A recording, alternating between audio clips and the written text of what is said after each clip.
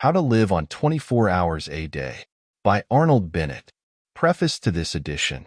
This preface, though placed at the beginning, as a preface must be, should be read at the end of the book. I have received a large amount of correspondence concerning this small work and many reviews of it. Some of them nearly as long as the book itself have been printed, but scarcely any of the comment has been adverse. Some people have objected to a frivolity of tone, but as the tone is not, in my opinion, at all frivolous, this objection did not impress me. And had no weightier reproach been put forward, I might almost have been persuaded that the volume was flawless. A more serious stricture has, however, been offered, not in the press, but by sundry obviously sincere correspondents, and I must deal with it. A reference to page 43 will show that I anticipated and feared this disapprobation. The sentence against which protests have been made is as follows. In the majority of instances, he, the typical man, does not precisely feel a passion for his business. At best, he does not dislike it. He begins his business functions with some reluctance, as late as he can, and he ends them with joy, as early as he can. And his engines, while he is engaged in his business, are seldom at their full HP. I am assured, in accents of unmistakable sincerity, that there are many businessmen, not merely those in high positions or with fine prospects, but modest subordinates with no hope of ever being much better off, who do enjoy their business functions, who do not shirk them, who do not arrive at the office as late as possible and depart as early as possible, who, in a word, put the whole of their force into their day's work and are genuinely fatigued at the end thereof. I am ready to believe it. I do believe it. I know it. I always knew it. Both in London and in the provinces, it has been my lot to spend long years in subordinate situations of business. And the fact did not escape me that a certain proportion of my peers showed what amounted to an honest passion for their duties, and that while engaged in those duties, they were really living to the fullest extent of which they were capable. But I remain convinced that these fortunate and happy individuals, happier perhaps than they guessed, did not and do not constitute a majority, or anything like a majority. I remain convinced that the majority of decent average conscientious men of business, men with aspirations and ideals, do not as a rule go home of a night genuinely tired. I remain convinced that they put not as much but as little of themselves as they conscientiously can into the earning of a livelihood, and that their vocation bores rather than interests them. Nevertheless, I admit that the minority is of sufficient importance to merit attention, and that I ought not to have ignored it so completely as I did do.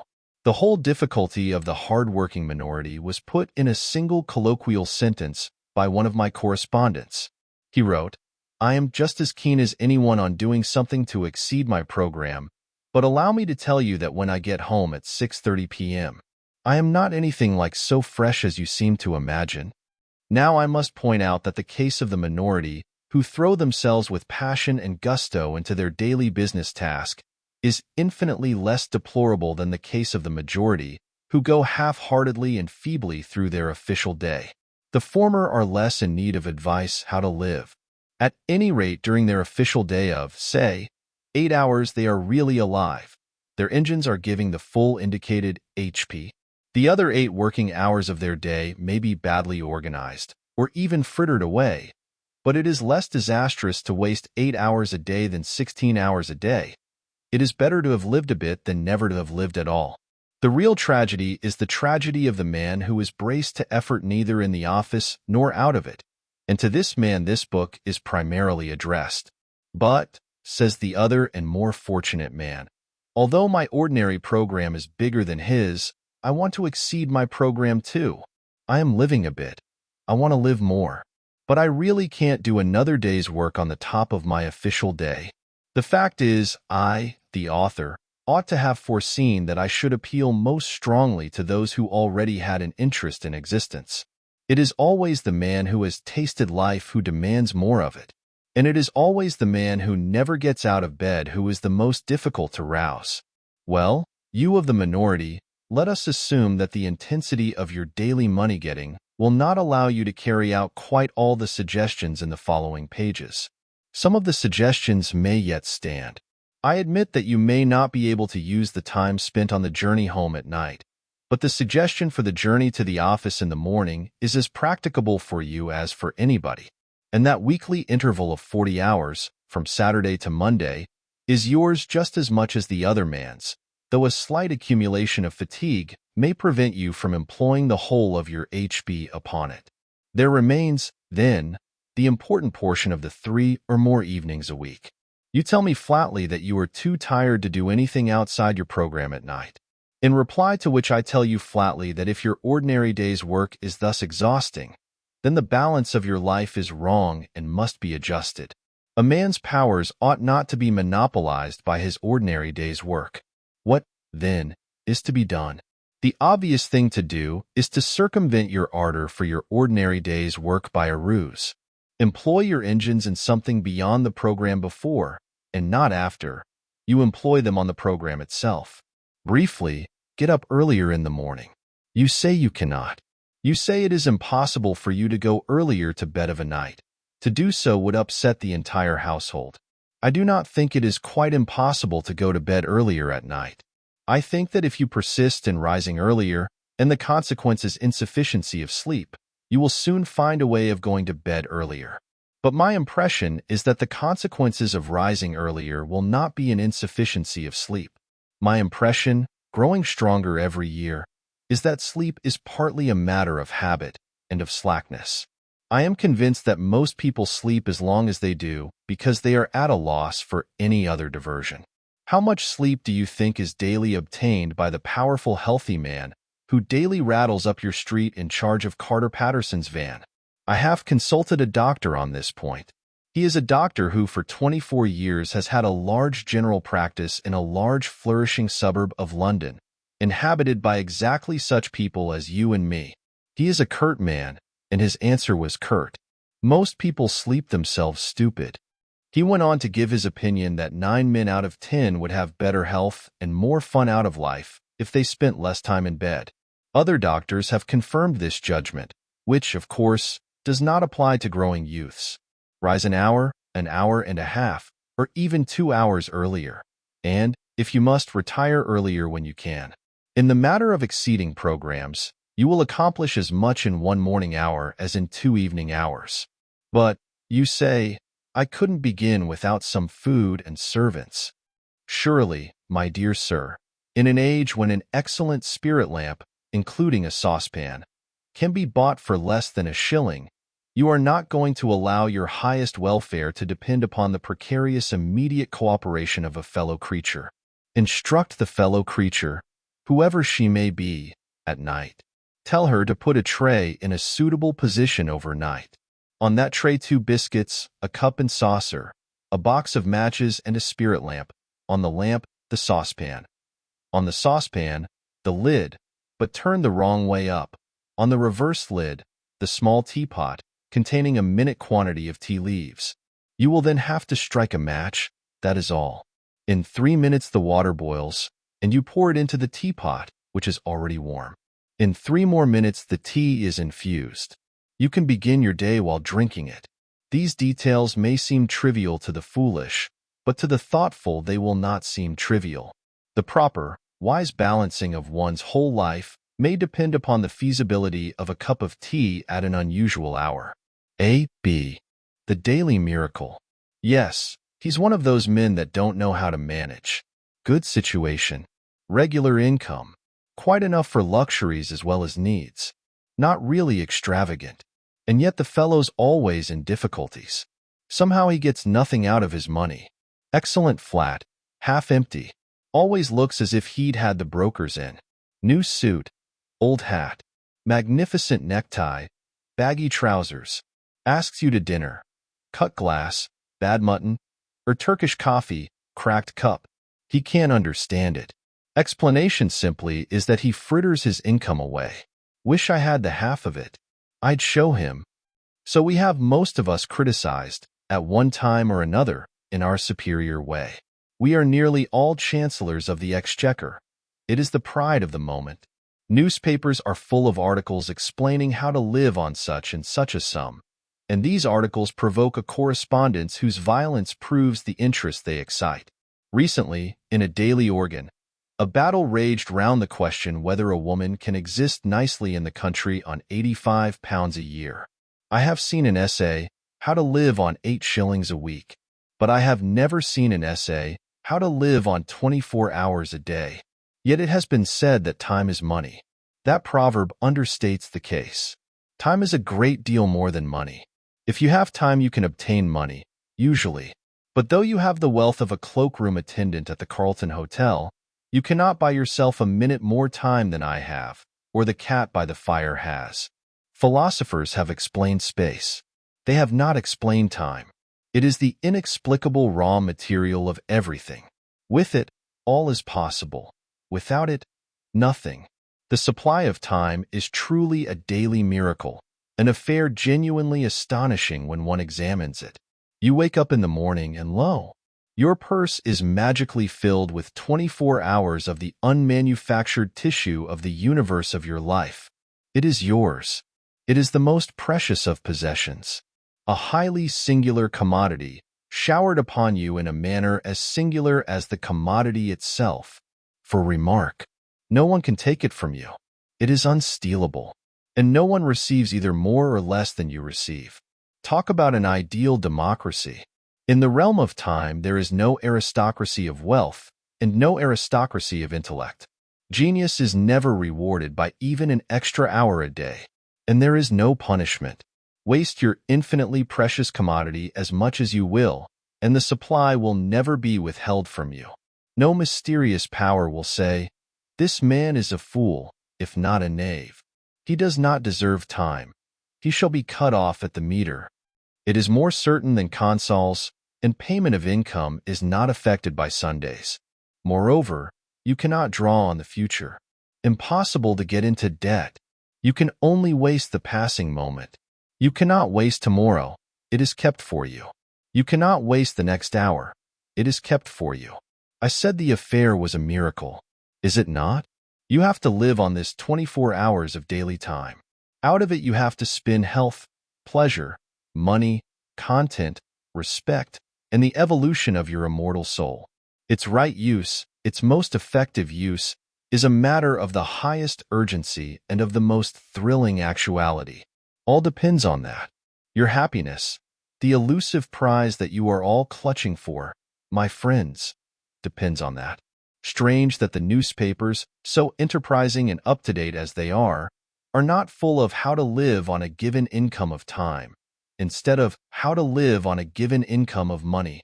Money is far commoner than time. When one reflects, one perceives that money is just about the commonest thing there is. It encumbers the earth in gross heaps.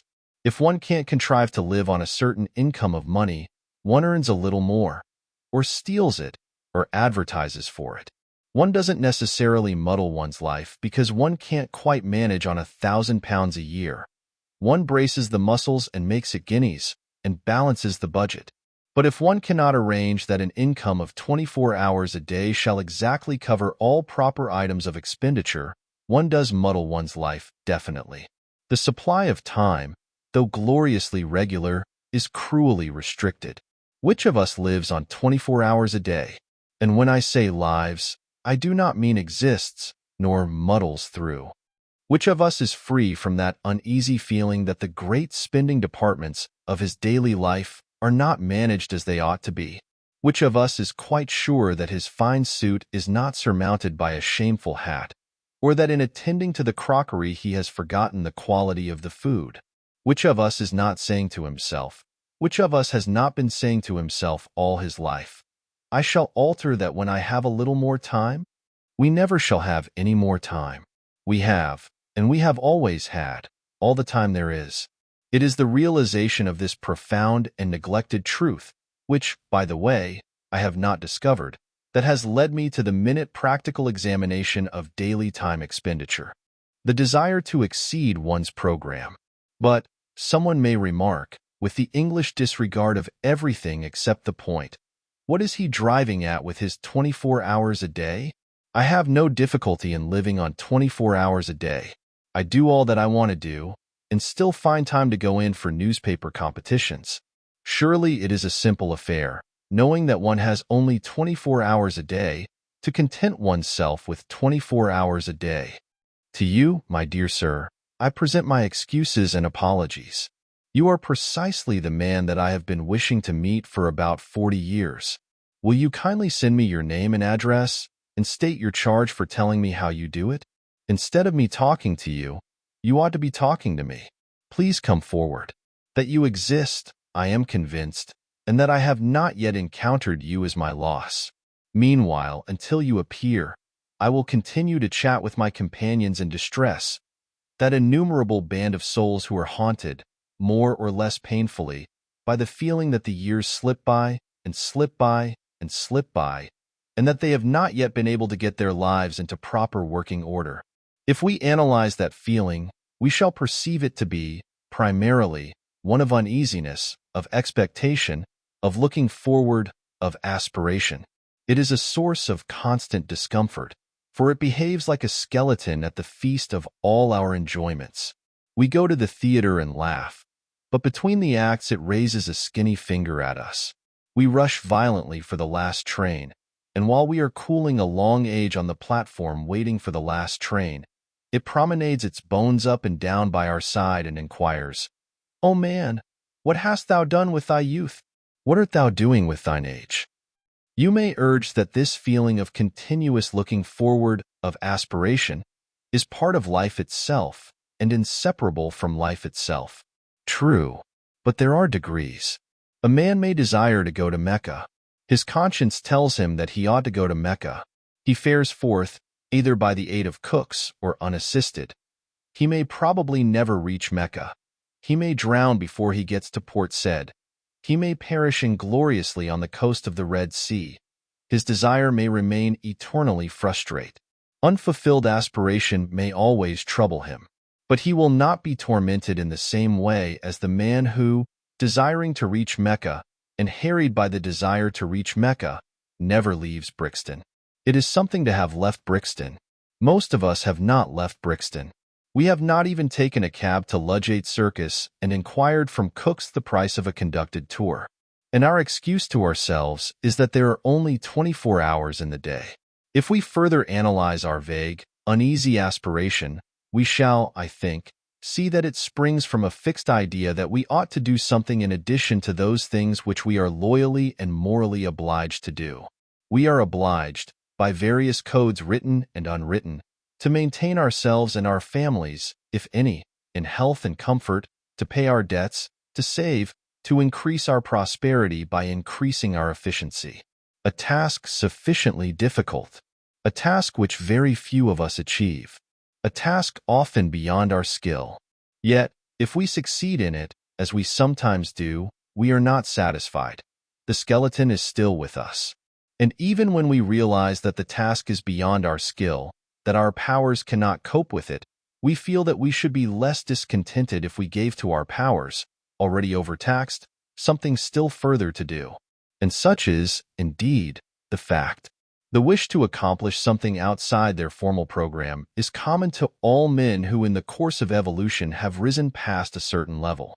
Until an effort is made to satisfy that wish, the sense of uneasy waiting for something to start which has not started will remain to disturb the peace of the soul. That wish has been called by many names. It is one form of the universal desire for knowledge. And it is so strong that men whose whole lives have been given to the systematic acquirement of knowledge have been driven by it to overstep the limits of their program in search of still more knowledge. Even Herbert Spencer, in my opinion the greatest mind that ever lived, was often forced by it into agreeable little backwaters of inquiry. I imagine that in the majority of people who are conscious of the wish to live, that is to say, people who have intellectual curiosity, the aspiration to exceed formal programs takes a literary shape. They would like to embark on a course of reading. Decidedly, the British people are becoming more and more literary. But I would point out that literature by no means comprises the whole field of knowledge, and that the disturbing thirst to improve oneself, to increase one's knowledge, may well be slaked quite apart from literature. With the various ways of slaking I shall deal later. Here I merely point out to those who have no natural sympathy with literature that literature is not the only well. Precautions before beginning. Now that I have succeeded, if succeeded I have, in persuading you to admit to yourself that you are constantly haunted by a suppressed dissatisfaction with your own arrangement of your daily life, and that the primal cause of that inconvenient dissatisfaction is the feeling that you are every day leaving undone something which you would like to do, and which, indeed, you are always hoping to do when you have more time.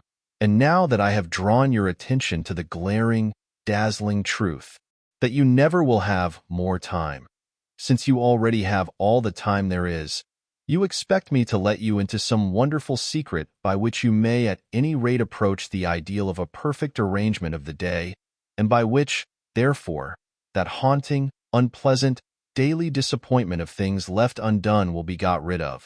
I have found no such wonderful secret, nor do I expect to find it, nor do I expect that anyone else will ever find it.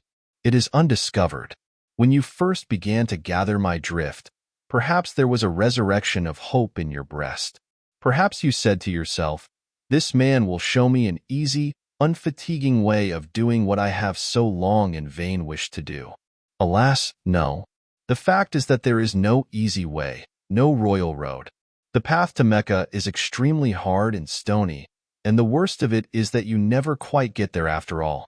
The most important preliminary to the task of arranging one's life, so that one may live fully and comfortably within one's daily budget of 24 hours, is the calm realization of the extreme difficulty of the task, of the sacrifices and the endless effort which it demands.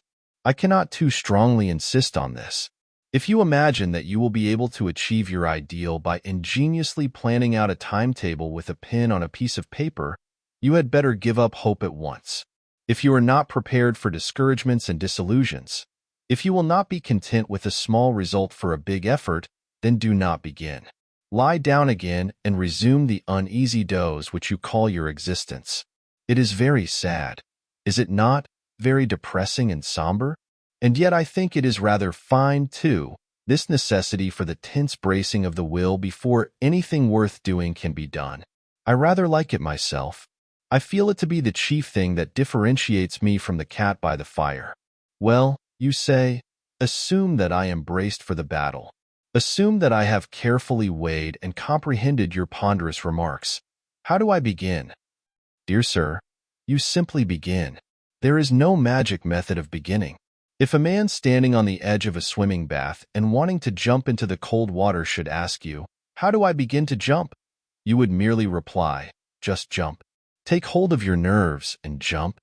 As I have previously said, the chief beauty about the constant supply of time is that you cannot waste it in advance. The next year, the next day, the next hour are lying ready for you, as perfect, as unspoilt, as if you had never wasted or misapplied a single moment in all your career, which fact is very gratifying and reassuring. You can turn over a new leaf every hour if you choose. Therefore, no object is served in waiting till next week, or even until tomorrow. You may fancy that the water will be warmer next week. It won't. It will be colder. But before you begin, let me murmur a few words of warning in your private ear. Let me principally warn you against your own ardor. Ardor in well-doing is a misleading and a treacherous thing. It cries out loudly for employment. You can't satisfy it at first. It wants more and more. It is eager to move mountains and divert the course of rivers. It isn't content till it perspires.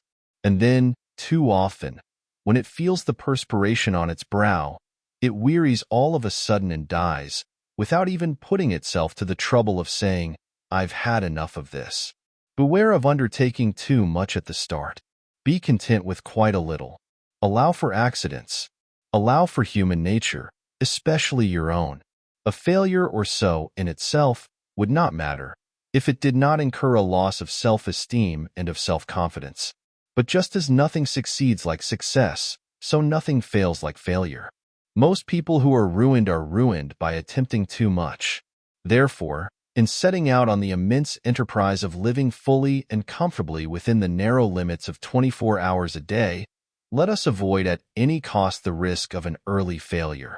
I will not agree that, in this business at any rate, a glorious failure is better than a petty success.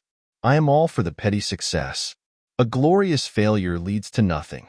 A petty success may lead to a success that is not petty. So let us begin to examine the budget of the day's time. You say your day is already full to overflowing. How? You actually spend in earning your livelihood. How much? 7 hours, on the average? And in actual sleep, 7? I will add 2 hours, and be generous. And I will defy you to account to me on the spur of the moment for the other 8 hours. The cause of the troubles. In order to come to grips at once with the question of time expenditure in all its actuality, I must choose an individual case for examination. I can only deal with one case, and that case cannot be the average case, because there is no such case as the average case, just as there is no such man as the average man. Every man in every man's case is special. But if I take the case of a Londoner who works in an office, whose office hours are from 10 to 6, and who spends 50 minutes morning and night in traveling between his house door and his office door, I shall have got as near to the average as facts permit. There are men who have to work longer for a living, but there are others who do not have to work so long. Fortunately, the financial side of existence does not interest us here. For our present purpose, the clerk at £1 a week is exactly as well off as the millionaire in Carlton House Terrace. Now, the great and profound mistake which my typical man makes in regard to his day is a mistake of general attitude, a mistake which vitiates and weakens 2/3 of his energies and interests. In the majority of instances, he does not precisely feel a passion for his business. At best, he does not dislike it.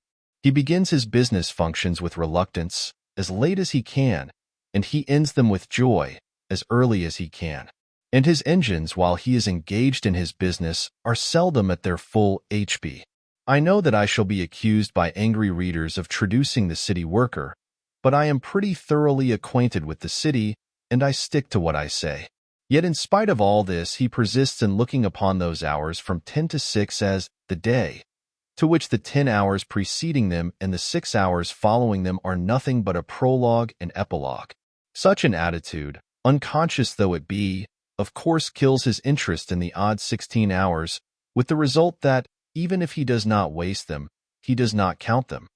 He regards them simply as margin.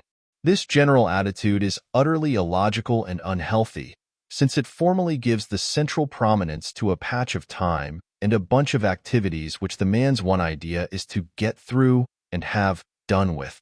If a man makes 2/3 of his existence subservient to 1/3, for which admittedly he has no absolutely feverish zest, how can he hope to live fully and completely? He cannot. If my typical man wishes to live fully and completely, he must, in his mind, arrange a day within a day. And this inner day, a Chinese box in a larger Chinese box, must begin at 6 p.m. and end at 10 a.m. It is a day of 16 hours. And during all these 16 hours, he has nothing whatever to do but cultivate his body and his soul and his fellow men. During those 16 hours, he is free. He is not a wage earner. He is not preoccupied with monetary cares. He is just as good as a man with a private income. This must be his attitude. And his attitude is all important. His success in life, much more important than the amount of estate upon what his executors will have to pay estate duty, depends on it. What? You say that full energy given to those 16 hours will lessen the value of the business 8? Not so. On the contrary, it will assuredly increase the value of the business 8. One of the chief things which my typical man has to learn is that the mental faculties are capable of a continuous hard activity. They do not tire like an arm or a leg. All they want is change, not rest, except in sleep. I shall now examine the typical man's current method of employing the 16 hours that are entirely his, beginning with his uprising. I will merely indicate things which he does and which I think he ought not to do, postponing my suggestions for planting the times which I shall have cleared, as a settler clears spaces in a forest. In justice to him, I must say that he wastes very little time before he leaves the house in the morning at 9:10. In too many houses he gets up at 9, breakfast between 9:7 and 9:91, and then bolts. But immediately he bangs the front door, his mental faculties, which are tireless, become idle. He walks to the station in a condition of mental coma. Arrived there, he usually has to wait for the train. On hundreds of suburban stations, every morning you see men calmly strolling up and down platforms while railway companies unblushingly rob them of time, which is more than money. Hundreds of thousands of hours are thus lost every day simply because my typical man thinks so little of time that it has never occurred to him to take quite easy precautions against the risk of its loss. He has a solid coin of time to spend every day, call it a sovereign. He must get change for it, and in getting change he is content to lose heavily. Supposing that in selling him a ticket the company said, "We will change you a sovereign, but we shall charge you 3 halfpence for doing so," what would my typical man exclaim? Yet that is the equivalent of what the company does when it robs him of 5 minutes twice a day. You say I am dealing with minutiae. I am, and later on I will justify myself. Now will you kindly buy your paper and step into the train? Tennis and the immortal soul. You get into the morning train with your newspaper, and you calmly and majestically give yourself up to your newspaper. You do not hurry. You know you have at least half an hour of security in front of you. As your glance lingers idly at the advertisements of shipping and of songs on the outer pages, your air is the air of a leisured man, wealthy in time, of a man from some planet where there are 124 hours a day instead of 24. I am an impassioned reader of newspapers. I read 5 English and 2 French dailies, and the newsagents alone know how many weeklies, regularly. I am obliged to mention this personal fact, lest I should be accused of a prejudice against newspapers when I say that I object to the reading of newspapers in the morning train. Newspapers are produced with rapidity, to be read with rapidity. There is no place in my daily program for newspapers. I read them as I may in odd moments, but I do read them. The idea of devoting to them 30 or 40 consecutive minutes of wonderful solitude, for nowhere can one more perfectly immerse oneself in oneself than in a compartment full of silent, withdrawn, smoking males, is to me repugnant. I cannot possibly allow you to scatter priceless pearls of time with such oriental lavishness. You are not the Shah of time. Let me respectfully remind you that you have no more time than I have. No newspaper reading in trains. I have already put by about 3/4 of an hour for use. Now you reach your office, and I abandon you there till 6 o'clock. I am aware that you have nominally an hour, often in reality an hour and a half, in the midst of the day, less than half of which time is given to eating. But I will leave you all that to spend as you choose. You may read your newspapers then. I meet you again as you emerge from your office. You are pale and tired. At any rate, your wife says you are pale, and you give her to understand that you are tired. During the journey home, you have been gradually working up the tired feeling. The tired feeling hangs heavy over the mighty suburbs of London like a virtuous and melancholy cloud, particularly in winter. You don't eat immediately on your arrival home, but in about an hour or so you feel as if you could sit up and take a little nourishment. And you do. Then you smoke, seriously. You see friends, you potter. You play cards, you flirt with a book. You note that old age is creeping on. You take a stroll. You caress the piano. By Jove! 11:15. You then devote quite 40 minutes to thinking about going to bed, and it is conceivable that you are acquainted with a genuinely good whiskey. At last you go to bed, exhausted by the day's work. 6 hours, probably more, have gone since you left the office, gone like a dream, gone like magic, unaccountably gone. That is a fair sample case. But you say, it's all very well for you to talk. A man is tired. A man must see his friends. He can't always be on the stretch. Just so. But when you arrange to go to the theater, especially with a pretty woman, what happens? You rush to the suburbs. You spare no toil to make yourself glorious in fine raiment. You rush back to town in another train. You keep yourself on the stretch for 4 hours, if not 5. You take her home. You take yourself home. You don't spend 3/4 of an hour in thinking about going to bed. You go. Friends and fatigue have equally been forgotten, and the evening has seemed so exquisitely long, or perhaps too short. And do you remember that time when you were persuaded to sing in the chorus of the Amateur Operatic Society, enslaved 2 hours every other night for 3 months? Can you deny that when you have something definite to look forward to at eventide, something that is to employ all your energy, the thought of that something gives a glow and a more intense vitality to the whole day? What I suggest is that at 6 o'clock you look facts in the face and admit that you are not tired, because you are not, and that you arrange your evening so that it is not cut in the middle by a meal. By so doing, you will have a clear expanse of at least 3 hours. I do not suggest that you should employ 3 hours every night of your life in using up your mental energy, but I do suggest that you might, for a commencement, employ an hour and a half every other evening in some important and consecutive cultivation of the mind. You will still be left with 3 evenings for friends, bridge, tennis, domestic scenes, odd reading, pipes, gardening, pottering, and prize competitions. You will still have the terrific wealth of 45 hours between 2 p.m. Saturday and 10 a.m. Monday. If you persevere, you will soon want to pass 4 evenings, and perhaps 5, in some sustained endeavor to be genuinely alive. And you will fall out of that habit of muttering to yourself at 11:15 p.m., time to be thinking about going to bed. The man who begins to go to bed 40 minutes before he opens his bedroom door is bored. That is to say, he is not living. But remember, at the start, those 90 nocturnal minutes thrice a week must be the most important minutes in the 10,080. They must be sacred, quite as sacred as a dramatic rehearsal or a tennis match.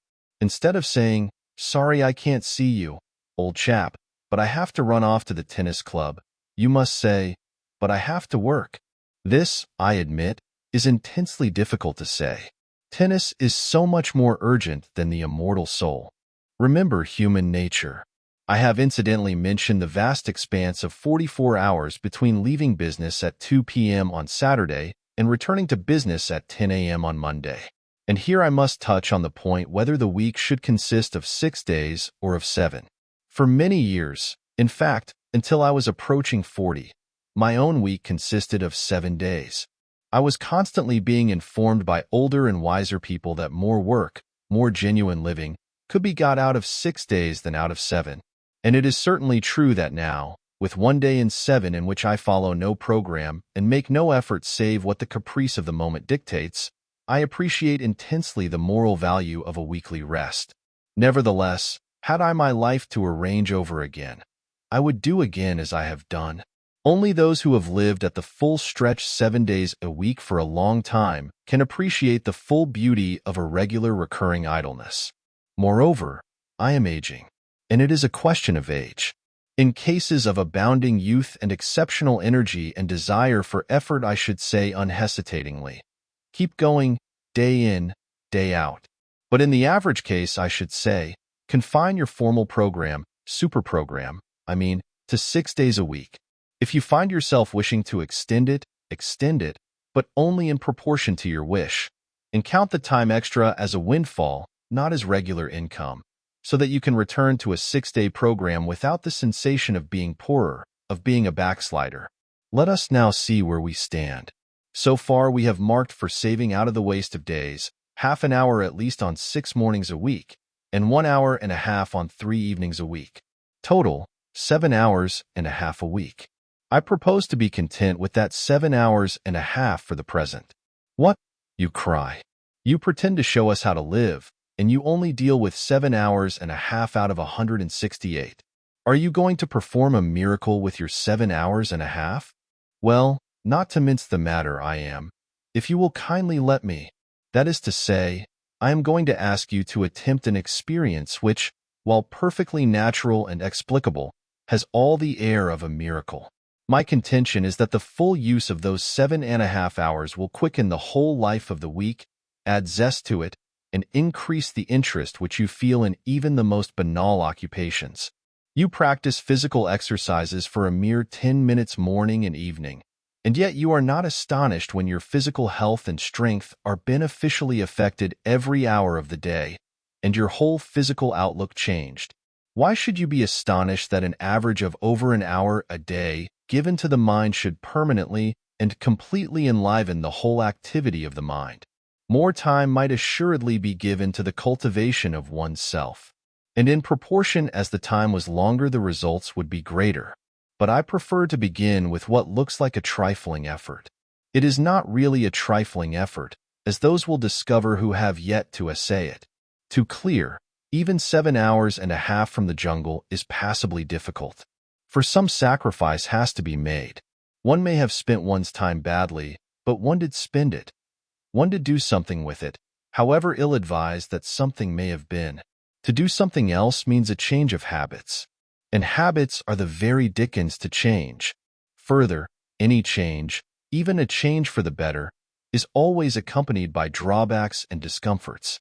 If you imagine that you will be able to devote 7 hours and a half a week to serious, continuous effort and still live your old life, you are mistaken.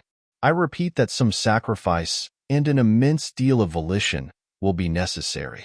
And it is because I know the difficulty, it is because I know the almost disastrous effect of failure in such an enterprise, that I earnestly advise a very humble beginning.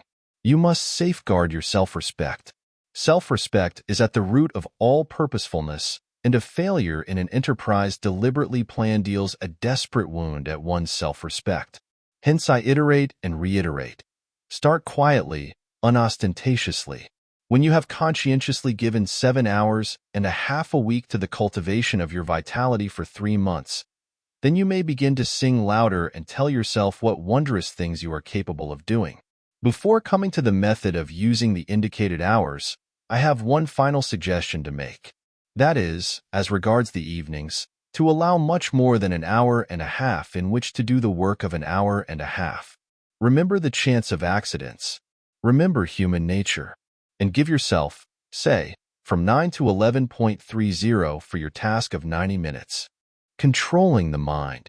People say, one can't help one's thoughts. But one can. The control of the thinking machine is perfectly possible. And since nothing whatever happens to us outside our own brain, since nothing hurts us or gives us pleasure except within the brain, the supreme importance of being able to control what goes on in that mysterious brain is patent. This idea is one of the oldest platitudes, but it is a platitude whose profound truth and urgency most people live and die without realizing. People complain of the lack of power to concentrate, not witting that they may acquire the power if they choose. And without the power to concentrate, that is to say, without the power to dictate to the brain its task and to ensure obedience, true life is impossible. Mind control is the first element of a full existence. Hence, it seems to me, the first business of the day should be to put the mind through its paces. You look after your body, inside and out. You run grave danger in hacking hairs off your skin. You employ a whole army of individuals, from the milkman to the pig killer, to enable you to bribe your stomach into decent behavior. Why not devote a little attention to the far more delicate machinery of the mind, especially as you will require no extraneous aid? It is for this portion of the art and craft of living that I have reserved the time from the moment of quitting your door to the moment of arriving at your office. What? I am to cultivate my mind in the street, on the platform, in the train, and in the crowded street again? Precisely. Nothing simpler. No tools required. Not even a book. Nevertheless, the affair is not easy. When you leave your house, concentrate your mind on a subject, no matter what, to begin with. You will not have gone 10 yards before your mind has skipped away under your very eyes and is larking round the corner with another subject. Bring it back by the scruff of the neck. Ere you have reached the station, you will have brought it back about 40 times. Do not despair. Continue. Keep it up. You will succeed. You cannot by any chance fail if you persevere. It is idle to pretend that your mind is incapable of concentration. Do you not remember that morning when you received a disquieting letter which demanded a very carefully worded answer? How you kept your mind steadily on the subject of the answer, without a second's intermission, until you reached your office, whereupon you instantly sat down and wrote the answer. That was a case in which you were roused by circumstances to such a degree of vitality that you were able to dominate your mind like a tyrant. You would have no trifling. You insisted that its work should be done, and its work was done. By the regular practice of concentration, as to which there is no secret, save the secret of perseverance, you can tyrannize over your mind, which is not the highest part of you, every hour of the day and in no matter what place. The exercise is a very convenient one. If you got into your morning train with a pair of dumbbells for your muscles or an encyclopedia and 10 volumes for your learning, you would probably excite remark. But as you walk in the street, or sit in the corner of the compartment behind a pipe, or strap hang on the subterranean, who is to know that you are engaged in the most important of daily acts? What asinine boor can laugh at you? I do not care what you concentrate on, so long as you concentrate. It is the mere disciplining of the thinking machine that counts. But still, you may as well kill 2 birds with 1 stone and concentrate on something useful. I suggest, it is only a suggestion, a little chapter of Marcus Aurelius or Epictetus. Do not, I beg, shy at their names. For myself, I know nothing more actual, more bursting with plain common sense, applicable to the daily life of plain persons like you and me, who hate airs, pose, and nonsense, than Marcus Aurelius or Epictetus. Read a chapter, and so short they are, the chapters, in the evening and concentrate on it the next morning. You will see. Yes, my friend, it is useless for you to try to disguise the fact. I can hear your brain like a telephone at my ear. You are saying to yourself, this fellow was doing pretty well up to his 7th chapter. He had begun to interest me faintly. But what he says about thinking in trains and concentration and so on is not for me. It may be well enough for some folks, but it isn't in my line. It is for you. I passionately repeat, it is for you. Indeed, you are the very man I am aiming at. Throw away the suggestion, and you throw away the most precious suggestion that was ever offered to you. It is not my suggestion. It is the suggestion of the most sensible, practical, hard-headed men who have walked the earth. I only give it you at second-hand. Try it. Get your mind in hand, and see how the process cures half the evils of life, especially worry, that miserable, avoidable, shameful disease. Worry. The reflective mood. The exercise of concentrating the mind, to which at least half an hour a day should be given, is a mere preliminary, like scales on the piano. Having acquired power over that most unruly member of one's complex organism, one has naturally to put it to the yoke. Useless to possess an obedient mind unless one profits to the furthest possible degree by its obedience. A prolonged primary course of study is indicated. Now, as to what this course of study should be, there cannot be any question. There never has been any question. All the sensible people of all ages are agreed upon it. And it is not literature, nor is it any other art, nor is it history, nor is it any science. It is the study of oneself. Man, know thyself. These words are so hackneyed that verily I blush to write them. Yet they must be written, for they need to be written. I take back my blush, being ashamed of it. Man, know thyself. I say it out loud. The phrase is one of those phrases with which everyone is familiar, of which everyone acknowledges the value, and which only the most sagacious put into practice. I don't know why. I am entirely convinced that what is more than anything else lacking in the life of the average well-intentioned man of today is the reflective mood. We do not reflect. I mean that we do not reflect upon genuinely important things, upon the problem of our happiness, upon the main direction in which we are going, upon what life is giving to us, upon the share which reason has, or has not, in determining our actions, and upon the relation between our principles and our conduct. And yet you are in search of happiness, are you not? Have you discovered it? The chances are that you have not.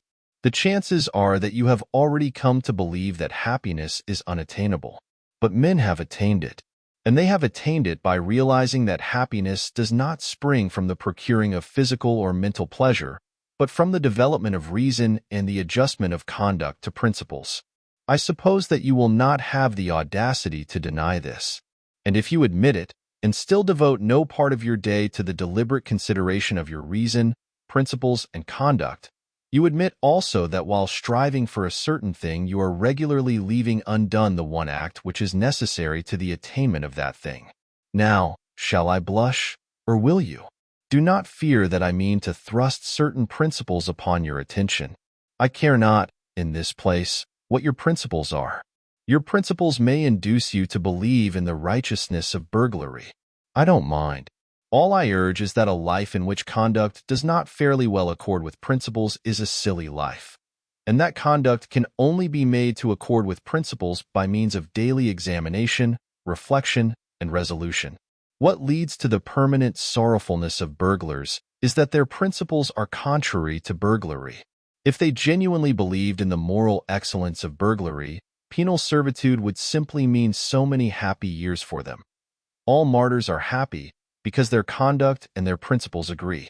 As for reason, which makes conduct and is not unconnected with the making of principles, it plays a far smaller part in our lives than we fancy. We are supposed to be reasonable, but we are much more instinctive than reasonable. And the less we reflect, the less reasonable we shall be. The next time you get cross with the waiter because your steak is overcooked, ask reason to step into the cabinet room of your mind and consult her. She will probably tell you that the waiter did not cook the steak and had no control over the cooking of the steak, and that even if he alone was to blame, you accomplished nothing good by getting cross. You merely lost your dignity, looked a fool in the eyes of sensible men, and soured the waiter, while producing no effect whatever on the steak. The result of this consultation with reason, for which she makes no charge, will be that when once more your steak is overcooked, you will treat the waiter as a fellow creature, remain quite calm in a kindly spirit, and politely insist on having a fresh steak. The gain will be obvious and solid. In the formation or modification of principles, in the practice of conduct, much help can be derived from printed books, issued at 6d each and upwards. I mentioned in my last chapter Marcus Aurelius and Epictetus. Certain even more widely known works will occur at once to the memory. I may also mention Pascal, La Bruyere, and Emerson. For myself, you do not catch me traveling without my Marcus Aurelius. Yes, books are valuable, but not reading of books will take the place of a daily, candid, honest examination of what one has recently done and what one is about to do, of a steady looking at oneself in the face, disconcerting though the sight may be. When shall this important business be accomplished? The solitude of the evening journey home appears to me to be suitable for it. A reflective mood naturally follows the exertion of having earned the day's living. Of course, if, instead of attending to an elementary and profoundly important duty, you prefer to read the paper, which you might just as well read while waiting for your dinner, I have nothing to say. But attend to it at some time of the day you must. I now come to the evening hours. Interest in the arts. Many people pursue a regular and uninterrupted course of idleness in the evenings because they think that there is no alternative to idleness but the study of literature, and they do not happen to have a taste for literature. This is a great mistake. Of course, it is impossible, or at any rate very difficult, properly to study anything whatever without the aid of printed books. But if you desire to understand the deeper depths of bridge or of boat sailing, you would not be deterred by your lack of interest in literature from reading the best books on bridge or boat sailing. We must, therefore, distinguish between literature and books treating of subjects not literary. I shall come to literature in due course. Let me now remark to those who have never read Meredith, and who are capable of being unmoved by a discussion as to whether Mr. Stephen Phillips is or is not a true poet, that they are perfectly within their rights. It is not a crime not to love literature. It is not a sign of imbecility. The mandarins of literature will order out to instant execution the unfortunate individual who does not comprehend, say, the influence of Wordsworth on Tennyson. But that is only their impudence. Where would they be, I wonder, if requested to explain the influences that went to make Tchaikovsky's Pathetic Symphony? There are enormous fields of knowledge quite outside literature which will yield magnificent results to cultivators. For example, since I have just mentioned the most popular piece of high-class music in England today, I am reminded that the promenade concerts begin in August. You go to them. You smoke your cigar or cigarette, and I regret to say that you strike your matches during the soft bars of the Lohengrin Overture, and you enjoy the music. But you say you cannot play the piano or the fiddle, or even the banjo, that you know nothing of music. What does that matter? That you have a genuine taste for music is proved by the fact that, In order to fill his hall with you and your peers, the conductor is obliged to provide programs from which bad music is almost entirely excluded, a change from the old Covent Garden days. Now surely your inability to perform the Maiden's Prayer on a piano need not prevent you from making yourself familiar with the construction of the orchestra to which you listen a couple of nights a week during a couple of months. As things are, you probably think of the orchestra as a heterogeneous mass of instruments producing a confused, agreeable mass of sound. You do not listen for details because you have never trained your ears to listen to details.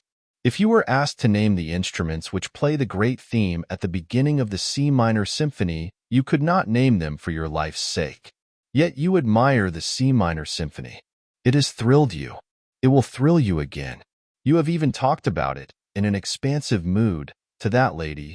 You know whom I mean. And all you can positively state about the C minor symphony is that Beethoven composed it, and that it is a jolly fine thing. Now, if you have read, say, Mr. Crabiel's How to Listen to Music, which can be got at any bookseller's for less than the price of a stall at the Alhambra, and which contains photographs of all the orchestral instruments and plans of the arrangement of orchestras, you would next go to a promenade concert with an astonishing intensification of interest in it. Instead of a confused mass, the orchestra would appear to you as what it is, a marvelously balanced organism whose various groups of members each have a different and an indispensable function. You would spy out the instruments and listen for their respective sounds. You would know the gulf that separates a French horn from an English horn, and you would perceive why a player of the hautboy gets higher wages than a fiddler, though the fiddle is the more difficult instrument. You would live at a promenade concert, whereas previously you had merely existed there in a state of beatific coma, like a baby gazing at a bright object. The foundations of a genuine, systematic knowledge of music might be laid. You might specialize your inquiries either on a particular form of music, such as the symphony, or on the works of a particular composer. At the end of a year of 48 weeks of 3 brief evenings each, combined with the study of programs and attendances at concerts chosen out of your increasing knowledge, you would really know something about music, even though you were as far off as ever from jangling the Maiden's Prayer on the piano. But I hate music, you say. My dear sir, I respect you. What applies to music applies to the other arts. I might mention Mr. Claremont Witt's How to Look at Pictures, or Mr. Russell Sturgis's How to Judge Architecture, as beginnings, merely beginnings, of systematic vitalising knowledge in other arts, the materials for whose study abound in London. I hate all the arts, you say. My dear sir, I respect you more and more. I will deal with your case next, before coming to literature. Nothing in life is humdrum. Art is a great thing, but it is not the greatest. The most important of all perceptions is the continual perception of cause and effect. In other words, the perception of the continuous development of the universe. In still other words, the perception of the course of evolution. When one has thoroughly got imbued into one's head the leading truth that nothing happens without a cause, one grows not only large-minded, but large-hearted. It is hard to have one's watch stolen, but one reflects that the thief of the watch became a thief from causes of heredity and environment which are as interesting as they are scientifically comprehensible. And one buys another watch, if not with joy, at any rate with a philosophy that makes bitterness impossible. One loses, in the study of cause and effect, that absurd air which so many people have of being always shocked and pained by the curiousness of life. Such people live amid human nature as if human nature were a foreign country full of awful foreign customs. But, having reached maturity, one ought surely to be ashamed of being a stranger in a strange land. The study of cause and effect, while it lessens the painfulness of life, adds to life's picturesqueness. The man to whom evolution is but a name looks at the sea as a grandiose, monotonous spectacle, which he can witness in August for 3 shillings third-class return. The man who is imbued with the idea of development, of continuous cause and effect, perceives in the sea an element which in the day before yesterday of geology was vapor, which yesterday was boiling, and which tomorrow will inevitably be ice. He perceives that a liquid is merely something on its way to be solid, and he is penetrated by a sense of the tremendous, changeful picturesqueness of life. Nothing will afford a more durable satisfaction than the constantly cultivated appreciation of this. It is the end of all science. Cause and effect are to be found everywhere. Rents went up in Shepherd's Bush. It was painful and shocking that rents should go up in Shepherd's Bush. But to a certain point, we are all scientific students of cause and effect, and there was not a clerk lunching at a Lyons restaurant who did not scientifically put two and two together and see in the once twopenny tube the cause of an excessive demand for wigwams in Shepherd's Bush, and in the excessive demand for wigwams the cause of the increase in the price of wigwams. Simple, you say, disdainfully. Everything, the whole complex movement of the universe, is as simple as that when you can sufficiently put two and two together. And, my dear sir, perhaps you happen to be an estate agent's clerk, and you hate the arts, and you want to foster your immortal soul, and you can't be interested in your business because it's so humdrum. Nothing is humdrum. The tremendous, changeful picturesqueness of life is marvelously shown in an estate agent's office. What? There was a block of traffic in Oxford Street. To avoid the block, people actually began to travel under the cellars and drains, and the result was a rise of rents in Shepherd's Bush. And you say that isn't picturesque? Suppose you were to study, in this spirit, the property question in London for an hour and a half every other evening. Would it not give zest to your business and transform your whole life? You would arrive at more difficult problems. And you would be able to tell us why, as the natural result of cause and effect, the longest straight street in London is about 1.5 yards in length, while the longest absolutely straight street in Paris extends for miles. I think you will admit that in an estate agent's clerk I have not chosen an example that specially favors my theories. You are a bank clerk, and you have not read that breathless romance, disguised as a scientific study, Walter Bagehot's Lombard Street? Ah, my dear sir, if you had begun with that, and followed it up for 90 minutes every other evening, how enthralling your business would be to you, and how much more clearly you would understand human nature. You are pinned in town, but you love excursions to the country and the observation of wild life. Certainly a heart-enlarging diversion. Why don't you walk out of your house door in your slippers to the nearest gas lamp of a night with a butterfly net, and observe the wild life of common and rare moths that is beating about it, and coordinate the knowledge thus obtained and build a superstructure on it, and at last get to know something about something? You need not be devoted to the arts, not to literature, in order to live fully. The whole field of daily habit and scene is waiting to satisfy that curiosity which means life, and the satisfaction of which means an understanding heart. I promise to deal with your case, O man who hates art and literature, and I have dealt with it. I now come to the case of the person, happily very common, who does like reading. Serious reading. Novels are excluded from serious reading, so that the man who, bent on self-improvement, has been deciding to devote 90 minutes 3 times a week to a complete study of the works of Charles Dickens will be well advised to alter his plans. The reason is not that novels are not serious. Some of the great literature of the world is in the form of prose fiction. The reason is that bad novels ought not to be read, and that good novels never demand any appreciable mental application on the part of the reader. It is only the bad parts of Meredith's novels that are difficult.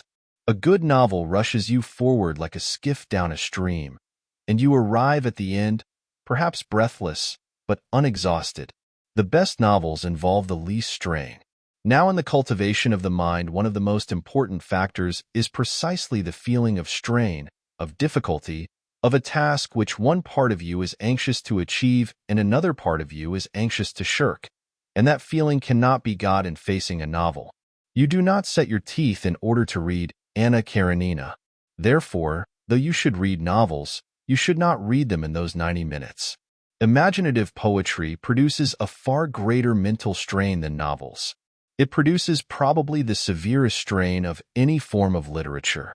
It is the highest form of literature. It yields the highest form of pleasure and teaches the highest form of wisdom. In a word, there is nothing to compare with it. I say this with sad consciousness of the fact that the majority of people do not read poetry. I am persuaded that many excellent persons, If they were confronted with the alternatives of reading Paradise Lost and going round Trafalgar Square at noonday on their knees in sackcloth, would choose the ordeal of public ridicule. Still, I will never cease advising my friends and enemies to read poetry before anything. If poetry is what is called a sealed book to you, begin by reading Hazlitt's famous essay on the nature of poetry in general. It is the best thing of its kind in English, and no one who has read it can possibly be under the misapprehension that poetry is a medieval torture, or a mad elephant, or a gun that will go off by itself and kill at 40 paces. Indeed, it is difficult to imagine the mental state of the man who, after reading Hazlitt's essay, is not urgently desirous of reading some poetry before his next meal. If the essay so inspires you, I would suggest that you make a commencement with purely narrative poetry. There is an infinitely finer English novel, written by a woman, than anything by George Eliot or the Brontes, or even Jane Austen, which perhaps you have not read. Its title is Aurora Leigh, and its author E.B. Browning. It happens to be written in verse, and to contain a considerable amount of genuinely fine poetry. Decide to read that book through, even if you die for it. Forget that it is fine poetry. Read it simply for the story and the social ideas. And when you have done, ask yourself honestly whether you still dislike poetry. I have known more than one person to whom Aurora Leigh has been the means of proving that in assuming they hated poetry they were entirely mistaken. Of course, if, after Hazlitt, and such an experiment made in the light of Hazlitt, you are finally assured that there is something in you which is antagonistic to poetry, you must be content with history or philosophy. I shall regret it, yet not inconsolably. The Decline and Fall is not to be named in the same day with Paradise Lost, but it is a vastly pretty thing. And Herbert Spencer's First Principles simply laughs at the claims of poetry and refuses to be accepted as aught but the most majestic product of any human mind. I do not suggest that either of these works is suitable for a tyro in mental strains, but I see no reason why any man of average intelligence should not, after a year of continuous reading, be fit to assault the supreme masterpieces of history or philosophy. The great convenience of masterpieces is that they are so astonishingly lucid. I suggest no particular work as a start. The attempt would be futile in the space of my command. But I have two general suggestions of a certain importance. The first is to define the direction and scope of your efforts. Choose a limited period, or a limited subject, or a single author. Say to yourself, I will know something about the French Revolution, or the rise of railways, or the works of John Keats. And during a given period, to be settled beforehand, confine yourself to your choice. There is much pleasure to be derived from being a specialist. The second suggestion is to think as well as to read. I know people who read, and for all the good it does them, they might just as well cut bread and butter. They take to reading as better men take to drink. They fly through the shires of literature on a motor car, their sole object being motion. They will tell you how many books they have read in a year. Unless you give at least 45 minutes to careful, fatiguing reflection, it is an awful bore at first. Upon what you are reading, your 90 minutes of a night are chiefly wasted. This means that your pace will be slow. Never mind. Forget the goal. Think only of the surrounding country. And after a period, perhaps when you least expect it, you will suddenly find yourself in a lovely town on a hill. Dangers to avoid. I cannot terminate these hints, often, I fear, too didactic and abrupt, upon the full use of one's time to the great end of living, as distinguished from vegetating, without briefly referring to certain dangers which lie in wait for the sincere aspirant towards life. The first is the terrible danger of becoming that most odious and least supportable of persons, a prig. Now a prig is a pert fellow who gives himself airs of superior wisdom. A prig is a pompous fool who has gone out for a ceremonial walk, and without knowing it has lost an important part of his attire, namely, his sense of humor. A prig is a tedious individual who, having made a discovery, is so impressed by his discovery that he is capable of being gravely displeased because the entire world is not also impressed by it. Unconsciously to become a prig is an easy and a fatal thing. Hence, When one sets forth on the enterprise of using all one's time, it is just as well to remember that one's own time, and not other people's time, is the material with which one has to deal. That the earth rolled on pretty comfortably before one began to balance a budget of the hours, and that it will continue to roll on pretty comfortably whether or not one succeeds in one's new role of Chancellor of the Exchequer of Time. It is as well not to chatter too much about what one is doing, and not to betray a too pained sadness at the spectacle of a whole world deliberately wasting so many hours out of every day, and therefore never really living. It will be found, ultimately, that in taking care of oneself one has quite all one can do. Another danger is the danger of being tied to a program like a slave to a chariot. One's program must not be allowed to run away with one. It must be respected, but it must not be worshipped as a fetish. A program of daily employ is not a religion. This seems obvious. Yet I know men whose lives are a burden to themselves and a distressing burden to their relatives and friends simply because they have failed to appreciate the obvious. "Oh, no," I have heard the martyred wife exclaim. "Arthur always takes the dog out for exercise at 8 o'clock, and he always begins to read at 8:45. So it's quite out of the question that we should," etc., etc. And the note of absolute finality in that plaintive voice reveals the unsuspected and ridiculous tragedy of a career. On the other hand, a program is a program, and unless it is treated with deference, it ceases to be anything but a poor joke. To treat one's program with exactly the right amount of deference, to live with not too much and not too little elasticity, is scarcely the simple affair it may appear to the inexperienced.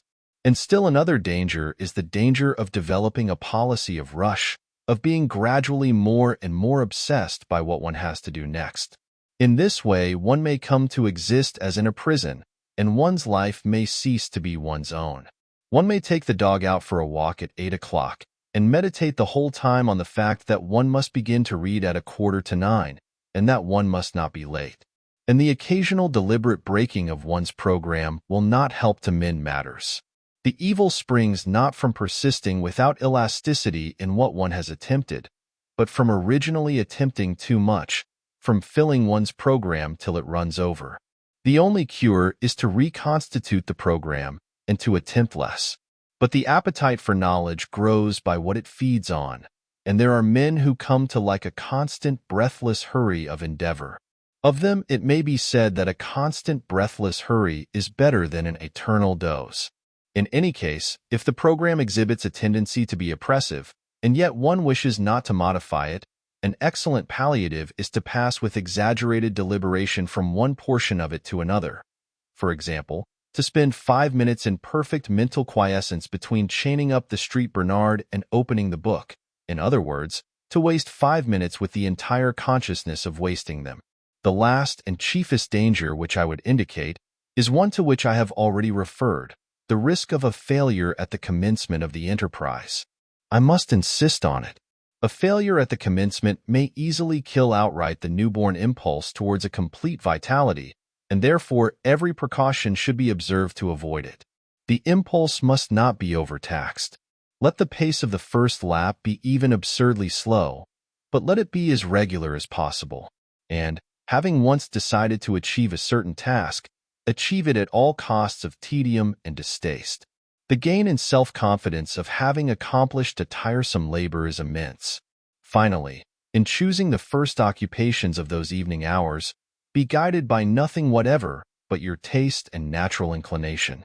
It is a fine thing to be a walking encyclopedia of philosophy, but if you happen to have no liking for philosophy, and to have a like for the natural history of street cries, much better leave philosophy alone and take to street cries.